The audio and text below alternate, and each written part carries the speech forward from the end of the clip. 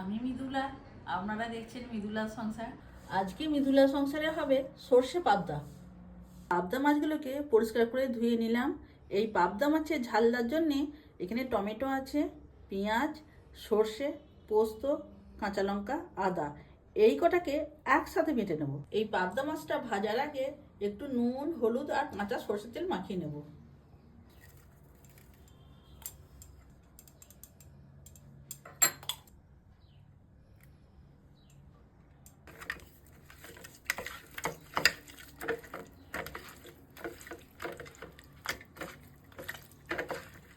এই পাবদা মাছগুলোকে ভেজে ফিরে আসছি। এই পাবদা মাছগুলো সব ভাজা হয়ে গেল। সর্ষের তেলটা গরম হয়ে গেছে। তেলের মধ্যে অল্প করে চিনি দেব, কেটে রাখা পেঁয়াজ, টমেটো দিয়ে দেব,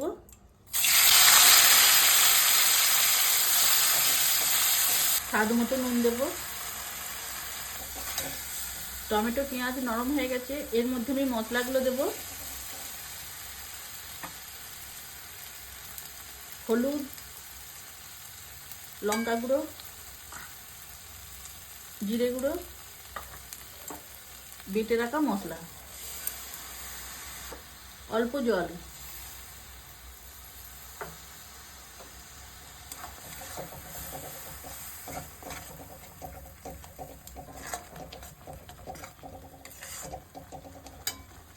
মশলা খুব ভালো করে পাক হয়ে গেছে, তেল ওপর থেকে ভেসে উঠেছে। এর মধ্যে আমি এবার জল দেব। এই গ্রেভিটা ফুটে উঠলে পাবদা মাছগুলো দিয়ে দেব। এরপর আঁচ কম করে দেব।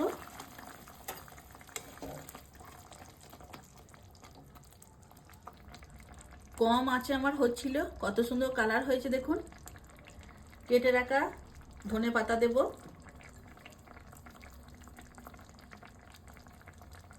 উপর থেকে দুটো কাঁচা লঙ্কা দেব।